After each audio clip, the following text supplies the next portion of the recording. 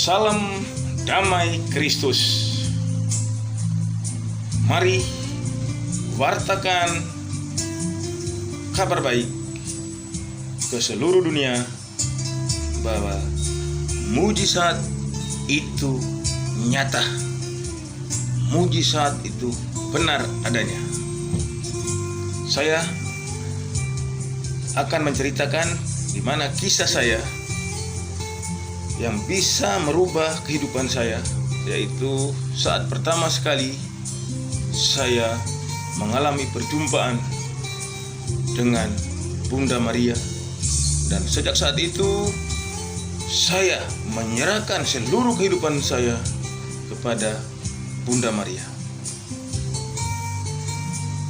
Sebelum saya memulai kesaksian saya yang keempat pada kesempatan ini, saya mohon kepada sahabatku yang terkasih dalam Tuhan Yesus Kristus, apabila ingin channel ini baru seumur jagung, tapi mari dukung channel ini agar bisa terus mewartakan kisah-kisah nyata yang dialami berkat pertolongan Bunda Maria dan putranya Yesus Kristus. Karena itu saya mohon agar bantu like, subscribe, dan bantu bagikan video ini dan komen-komennya untuk video ini bisa berkembang dan bisa menjadi panduan buat orang-orang yang saat ini sedang galau.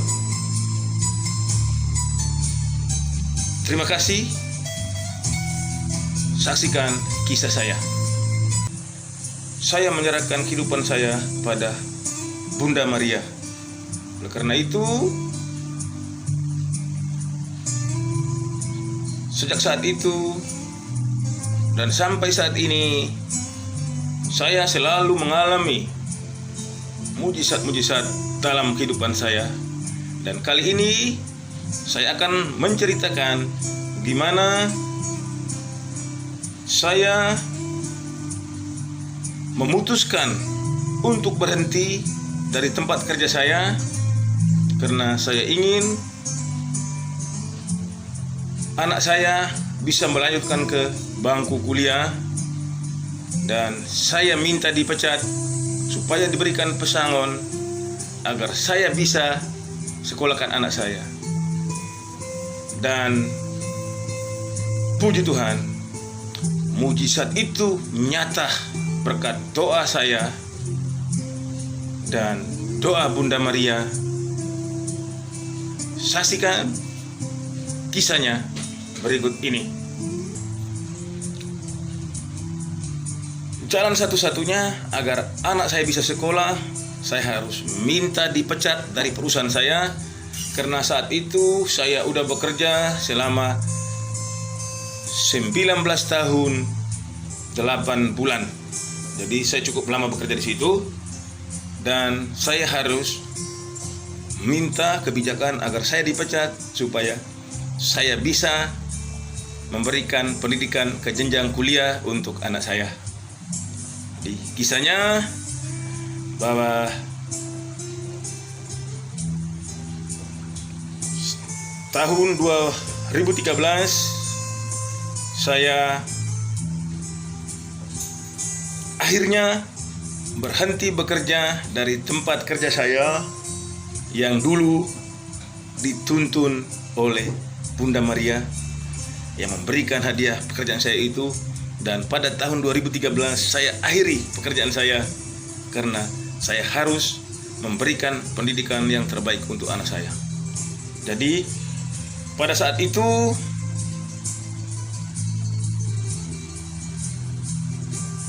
saya jauh hari sebelum saya meminta berhenti, yaitu pada saat anak saya mulai masuk SMK Permata Harapan. Di saat itu saya sudah rancang dan saya sudah memberikan atau saya sudah memberitahu istri saya bahwa 3 tahun ke depan saya akan berhenti bekerja, saya akan ambil pesangon saya akan ambil jam sostek saya supaya kita bisa kuliahkan anak kita. Dan hal itu terjadi 3 tahun kemudian, yaitu pada tahun 2013, di mana saat itu di perusahaan tempat saya bekerja ada isu pengurangan karyawan. Jadi karyawan ada isu pengurangan, tapi informasi yang saya dengar adalah pengurangan kepada karyawan-karyawannya non produktif. Dan saat itu waktu meeting bersama security dan bersama pihak HRD, saat itu saya mendengar isu bahwa akan ada pengurangan karyawan. Saat dijelaskan, jadi kami sebagai security disuruh siaga karena akan ada pengurangan karyawan. Jadi setelah selesai meeting, saya pulang ke rumah. Saya kasih tahu istri saya bahwa ternyata kesempatan yang telah saya rancang berapa tahun yang lalu, ternyata ada penerimaan pengurangan karyawan. Dan saya memutuskan untuk berdoa. Jadi saya berdoa. Doa saya tidak pernah panjang lebar. Jadi doa yang baik menurut saya, atau mungkin kita punya versi masing-masing. Di doa menurut saya yaitu kita memberikan tanda salib. Setelah itu saya melakukan doa tobat karena saya bicara dengan Tuhan, jadi saya harus membersihkan diri saya dulu. Nah, setelah doa tobat, saya mulai mengutarakan maksud saya kepada Tuhan Yesus yang saya sembah. Saya utarakan bahwa besok pagi saya akan bertemu HRD PT Unisem Batam, Bapak Arif Rahman Hakim, meminta untuk dipecat. Jadi saya minta kepada Tuhan untuk memberikan hal terbaik.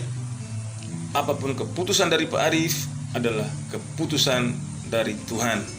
Dan saya yakin Tuhan Yesus akan membantu saya. Dan saya juga tidak lupa, saya meminta bantuan kepada bundanya, Bunda Maria, Bunda Penolong Abadi.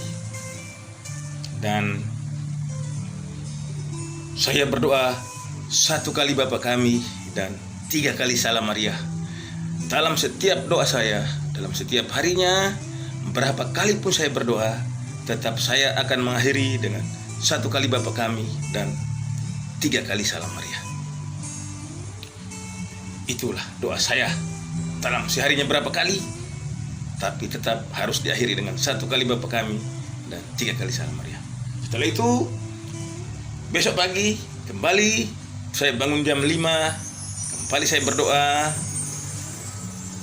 Hal yang sama saya minta.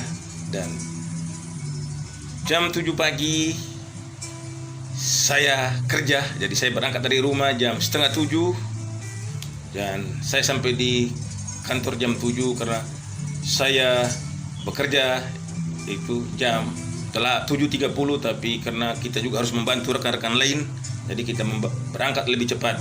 Jadi jam 7 saya udah tiba di PT Unisem. Seperti biasa, saya membantu pengecekan karyawan di lobi 2. Dan setelah jam 8 saya kembali ke pos saya, pos 2, dan saya telepon Pak Arif. Pak, minta izin saya mau menghadap, di mana Pak Arif ini adalah manajer HRD PT Unisem Batam. Dan beliau mengizinkan saya untuk ketemu. Dan sebelum naik ke Pak Arif, sebelum bertemu beliau, saya berdoa lagi 1 kali Bapa Kami dan 3 kali Salam Maria. Dan saya mengajak Bunda Maria untuk menemani saya, karena ini menyangkut masa depan saya. Begitu saya salah memilih jalan, berarti saya akan menghadapi malapetaka, karena resikonya saya nggak kerja lagi. Gimana pendidikan anak-anak saya dan gimana saya bisa makan di tanah rantauan ini. Jadi akhirnya saya menemui Pak Arif, saya masuk ke ruangannya dan saya salaman dengan beliau dan saya mengatakan bahwa Pak, kemarin kami meeting security bersama Pak Sam, di mana Pak Sam ini adalah asistennya Pak Arif, dan beliau mengatakan bahwa akan ada pengurangan karyawan. Dan Pak Arif bilang, iya Pak Karel, akan ada pengurangan karyawan, tapi kita akan memprioritaskan karyawan yang tidak produktif. Saya bilang, Pak, saya punya mimpi. Karena kita semua orang harus punya mimpi. Dan mimpi saya ini hanya Bapak yang bisa mewujudkannya.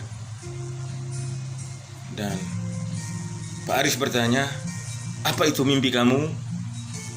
Saya bilang, mimpi saya ingin memberikan pendidikan. Saya ingin memberikan bangku kuliah kepada anak saya. Tetapi saya sampai saat ini tidak punya uang sama sekali. Bapak tahu sendiri berapa gaji security. Dan saya tidak punya tabungan. Dan Pak Arif mengatakan kepada saya, bisa Karel, kita ada koperasi. Coba kamu ajukan ke koperasi berapa puluh juta, nanti saya bantu buatkan rekomendasinya. Dan mendengar itu, saya langsung katakan kepada Pak Arif, maaf Pak, kalau begitu saya tidak bisa, karena gaji saya cuma 2 juta. Jadi kalau Bapak suruh saya pinjam uang koperasi, sama saja Bapak memberikan saya tali. Karel, ini tali, dan kamu cari pohon mana yang bagus, kamu buat gantung diri. Lantas beliau bertanya, loh kok bisa? Kok bisa begitu Karel? Tak mungkin saya mau mencelakakan kamu. Dan saya katakan kepada beliau bahwa Pak, saya security, dan Bapak tahu berapa gaji security? Gaji saya cuma 2 juta. Terus saya pinjam uang berapa banyak pun di perusahaan ini lewat koperasi, mungkin dengan rekomendasi Bapak saya akan dikasih. Yang jadi permasalahannya, saya akan keluar 2 lubang, yaitu saya harus bayar uang kuliah anak saya dan saya harus bayar angsuran koperasi. Jadi sama saja Bapak memberikan saya tali dan kesempatan saya untuk mencari pohon gitu, untuk saya gantung diri.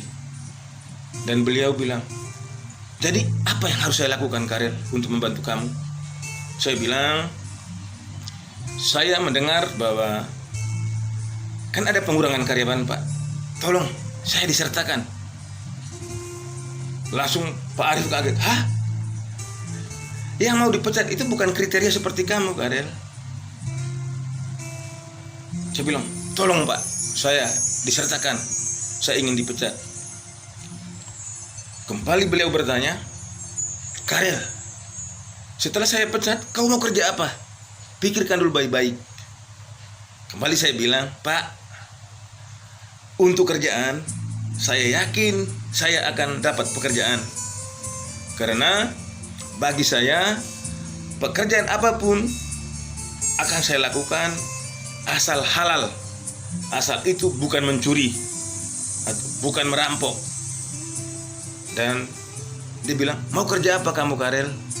Dan saya katakan kepada Pak Arif bahwa Pak, begitu Bapak pecat saya dan saya dapat pesangon, uang pesangon itu saya akan langsung ke tempat kuliah anak saya akan bayar lunas untuk beberapa tahun dia kuliah.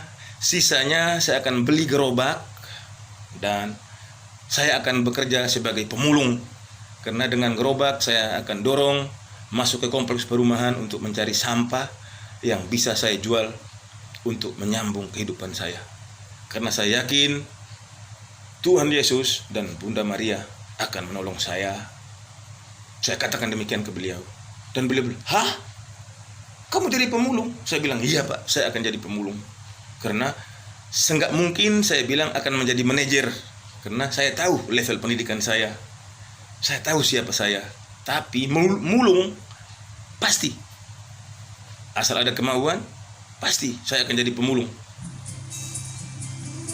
Akhirnya beliau lama terdiam dan dia katakan, "Karel, coba kamu buat surat pernyataan, intinya kamu minta dipecat dengan alasan bahwa kamu ingin kuliahkan anak kamu." Dan dengan demikian saya sedikit lega. Berarti mimpi saya mungkin akan terwujud.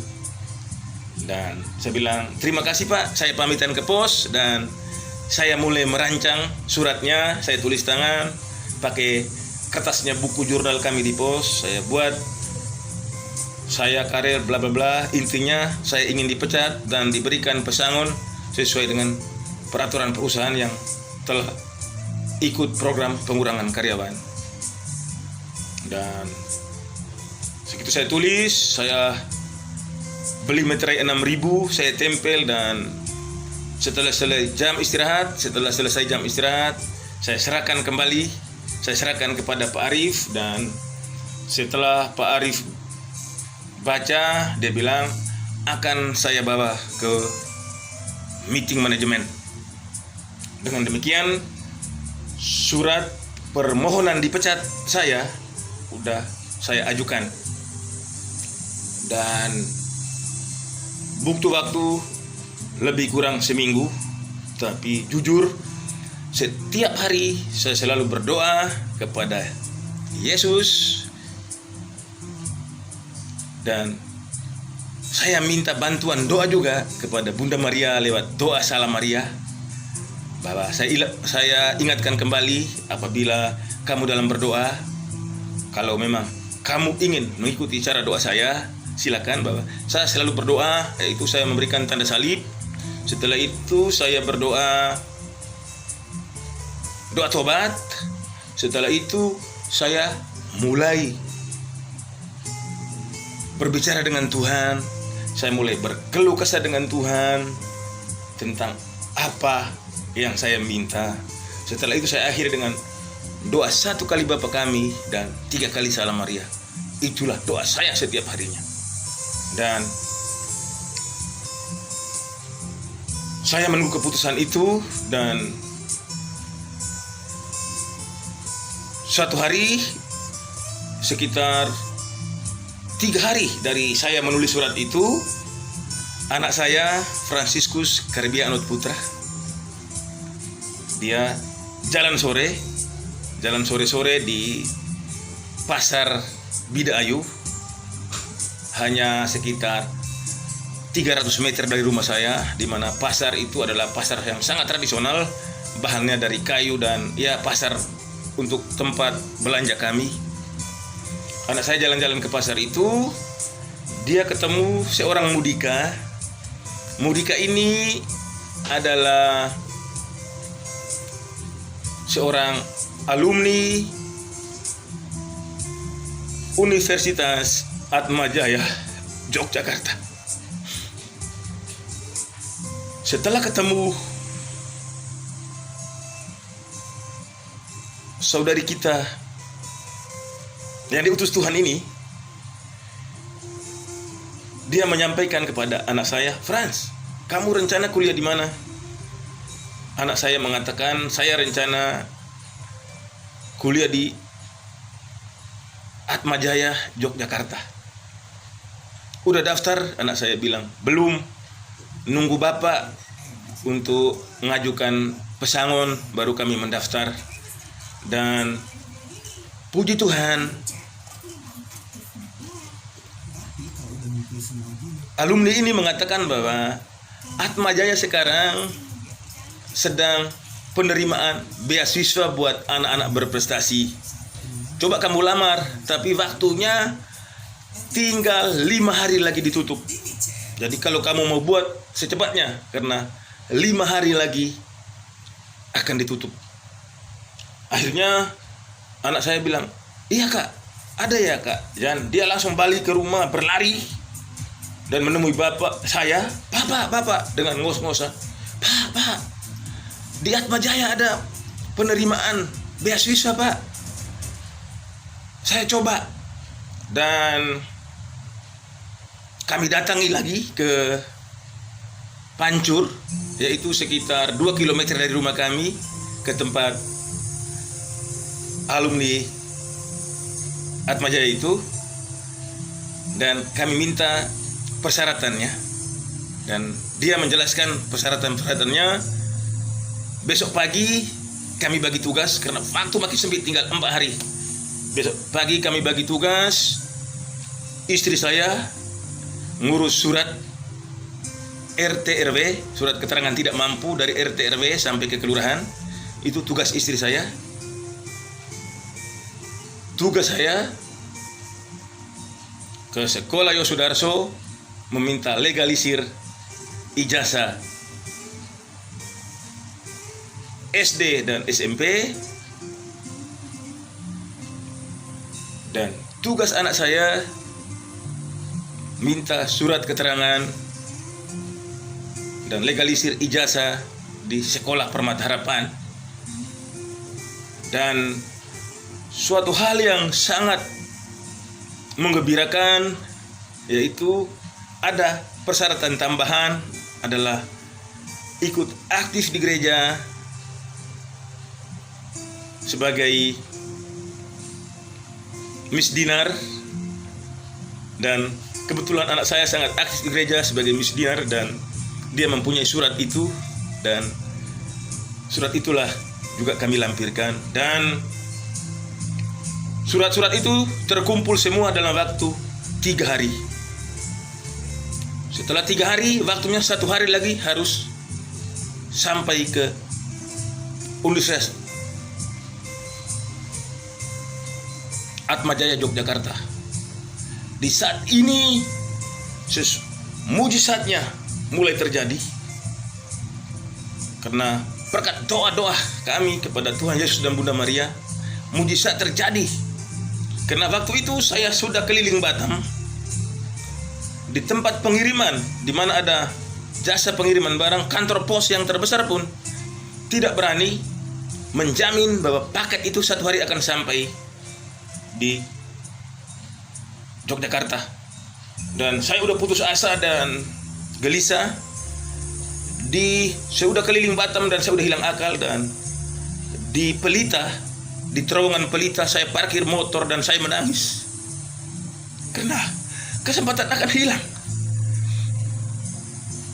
Saya menangis dan saya seperti orang gila, dan saya berdoa, Bapa kami, dan 3 kali salam Maria, dan saya minta bantuan. Bunda Maria, tolong bantu saya. Seandainya saya bisa lari ke Yogyakarta hari ini juga, saya akan sampai ke Yogyakarta, saya akan lari. Tapi apa yang terjadi Bunda Maria? Saya tidak bisa apa-apa. Saya bisa pasrah.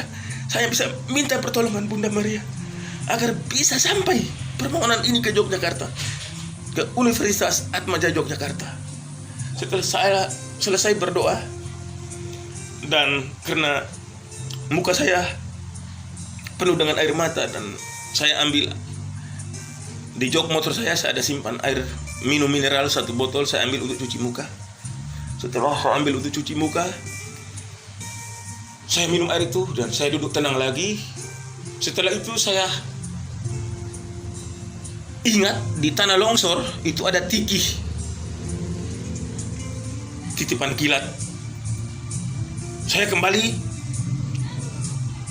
balik kanan, saya menuju tanah longsor. Begitu menuju tanah longsor, saya sampai di kantor Tiki. Saya tanya, Pak, saya mau kirim paket ini, bisa nggak besok sampai ke Yogyakarta? Beliau mengatakan, bisa Pak, besok sore udah sampai. Saya nangis, saudara. Saya nangis yang luar biasa. Bunda Maria, penolong yang ajaib. Saya nangis. Dan waktu itu kalau dia bilang 1 juta pun saya akan bayar, karena saya akan pinjam orang 1 juta saya akan bayar. Tapi apa yang dia bilang setelah ditimbang, dia bilang 7.500 Pak.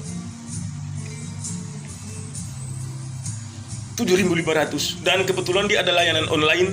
Jadi setelah itu saya pulang, dan sampai di rumah saya menangis, dan kami bertiga menangis, saya, istri saya, dan anak saya. Kami menangis. Kenapa? Mujizat yang luar biasa. Di mana saya udah keliling Batam hampir seharian nggak dapat. Udah sampai dari pagi sampai sore. Semua tempat saya datangi tidak ada yang bisa sampai ke Yogyakarta. Bahkan kantor pos sendiri yang sebesar itu dia nggak berani menjamin paket itu akan sampai dalam 1 hari, yaitu besok sampai ke Yogyakarta, karena lusa penutupan. Jadi penutup. Akhirnya berkat doa saya kepada Bunda Maria, kepada Tuhan Yesus, mujizat itu ada. Dan paket itu setelah itu besok malam dari Tiki itu mengatakan ada nomor kodenya yang harus kita kirim lewat SMS. Dan besok malam saya suruh anak saya cek, dan puji Tuhan paket itu udah diterima di Universitas Atmajaya Yogyakarta. Lagi-lagi mujizat itu ada. Dan akhirnya proses PHK saya diproses, dan ada 2 bahwa proses PHK saya dan proses anak saya untuk mendapatkan beasiswa. Jadi dua-duanya berjalan, dan kami tetap serahkan segala persoalan kami kepada Tuhan. Dan seminggu setelah permohonan anak saya masuk ke Atmajaya, anak saya mendapat telepon dari Atmajaya bahwa lagi-lagi Tuhan hadir saat itu. Saya mendapat telepon dari Atmajaya bahwa anak saya lolos seleksi tahap awal, dan 2 hari lagi dia akan ditelepon untuk wawancara online. Dan saya cuma hanya berpesan kepada anak saya bahwa 2 hari lagi apabila kamu ditelepon saat wawancara, bilang mimpi. Kenapa kok mimpi, Pak? Saya bilang, saat Bapak bertemu Pak Arif, Bapak bilang Bapak bermimpi minta dipecat, agar mimpi Bapak bisa terwujud, yaitu bisa kuliahkan kamu. Dan apabila dari Atmajaya bertanya kepada kamu, kenapa kamu mau mendapatkan beasiswa Atmajaya, kamu katakan bahwa saya bermimpi ingin punya pendidikan tinggi. Tapi apabila Atmajaya menolak permintaan saya ini, berarti ini hanya mimpi. Iya Pak, 2 hari kemudian, dan dia izin untuk tidak sekolah, karena dari Atmajaya janjinya akan telepon jam 10 pagi. Dan 2 hari kemudian saat ditelepon dari Atmajaya, saya dan istri saya mendampingi sebelah kiri kanan. Kebetulan teleponnya dispikerin. Dan setelah ditanya kenapa kamu ingin kuliah di Atmajaya, anak saya mengatakan seperti apa yang saya katakan, itu semuanya karena mimpi. Bapak saya kerjanya cuma satpam, dan kalau saya tidak dapatkan beasiswa ini, berarti saya hanya cuma mimpi untuk kuliah di Atmajaya. Semuanya hanya mimpi. Dan yang lain-lainnya, tes tentang pelajaran, tentang programmer, itu adalah tes kuliah, tes pendidikan. Jadi kami dengan istri saya hanya duduk dan mendengarkan aja. Dan dari Atmajaya bilang akan menyampaikan kelulusannya lewat online, maka mereka minta emailnya anak saya, dan hasilnya akan dikirim lewat online. Dan tunggu 2 minggu kemudian saya masuk sore. Jadi saya jaga di pos 2. Jam 5 sore saya masuk sore dan saya jaga di pos 2, dan jam 3 sore saya dipanggil Pak Arif, dan setelah sampai ke atas, Pak Arif HRD PT Unisem memeluk saya dan menangis. Pak Arif mengatakan bahwa saya kehilangan karyawan terbaik. Saya pun ikut sedih dan saya tanya, kenapa Pak? Dia bilang, Karyl, permohonan PH kamu udah disetujui. Dan dia menjelaskan pesangon yang saya dapat, bahwa saya dapat pesangon 72 juta. Jadi ditambah dengan jam sostek saya 30 juta, jadi totalnya 102 juta. Saat itu saya menangis dan saya bilang, terima kasih Pak. Mimpi saya adalah Bapak yang mewujudkannya. Saya bermimpi, tapi Bapak yang mewujudkannya. Dan Pak Arif memeluk saya dan menangis. Dan sekali lagi dia mengatakan bahwa saya kehilangan karyawan terbaik. Karena jujur saya bekerja di sana, saya tidak pernah macam-macam. Saya karena prinsipnya saya bekerja dengan Tuhan. Dan puji Tuhan saya dapat. Dan saya turun ke pos dan saya senang luar biasa. Saya berdoa kepada Bunda Maria. Terima kasih Bunda Maria, terima kasih Yesus atas berkat-Mu, atas doa Bunda, dan Engkau telah merestuinya, memberkatinya, mengabulkan doa saya. Terima kasih. Dan saya senang, saya duduk di pos nyanyi-nyanyi, tapi saya di PT Unisem, saya disuruh kerja tambah 2 minggu untuk proses uang pesangon. Jadi saya akan dibayar setelah 2 minggu. Jadi saya masih bekerja. Dan puji Tuhan, jam 5 sore saya lagi mengatur lalu lintas, istri saya telepon lewat pos, lewat telepon dari rumah, dan di pos di PT Unisem baru ditransfer ke pos. Di seberang telepon saya dengar suara istri saya menangis. Saya berpikiran, ada apa istri saya menangis? Istri saya cuma hanya mengatakan, Pak, anak kita diterima beasiswa. Dan saat itu teleponnya langsung mati karena istri saya menangis. Saya juga bimbang gitu. Bimbang kenapa? Saya masih penasaran. Diterima beasiswa tapi belum nyambung. Dan setelah selesai pengecekan karyawan, setelah selesai itu jam 7 malam saya pulang ke rumah saya.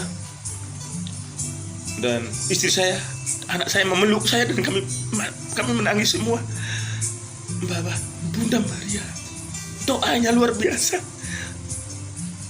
dikabulkan oleh putranya, bahwa anak saya juga mendapat beasiswa full selama dia kuliah mengambil S1 di Atmajaya Yogyakarta. Dan dalam email itu dikatakan anak saya hanya membeli baju alma mater, seragam alma mater.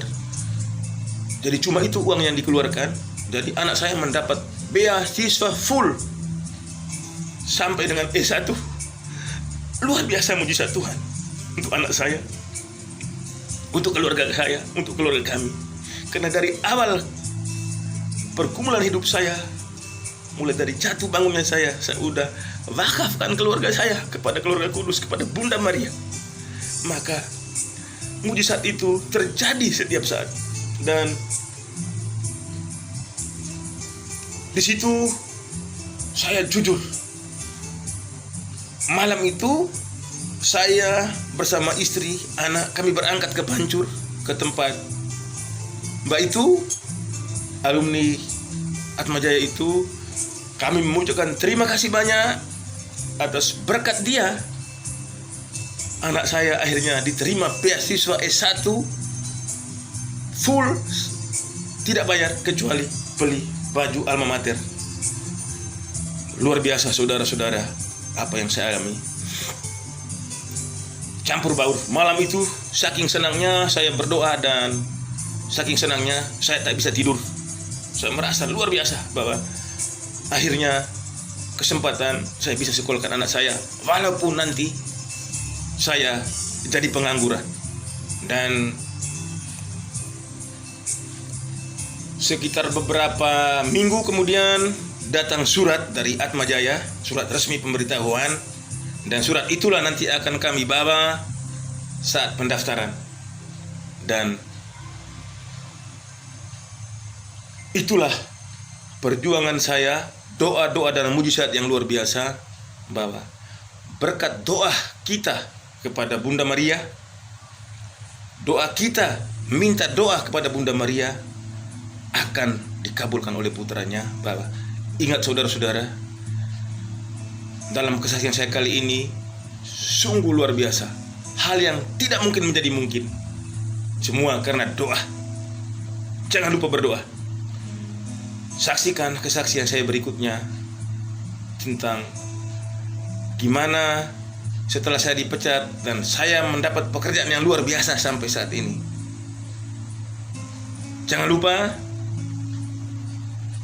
like, subscribe, komentar-komentarnya tentang kesaksian saya ini, dan juga bagikan kesaksian saya ini. Lebih dan kurang saya mohon maaf apabila ada kata, ada kalimat saya yang keliru. Tapi tujuan saya hanya menyebarkan kesaksian ini, hanya memberitakan kisah nyata ini, agar kita semua percaya bahwa mujizat itu nyata. Terima kasih.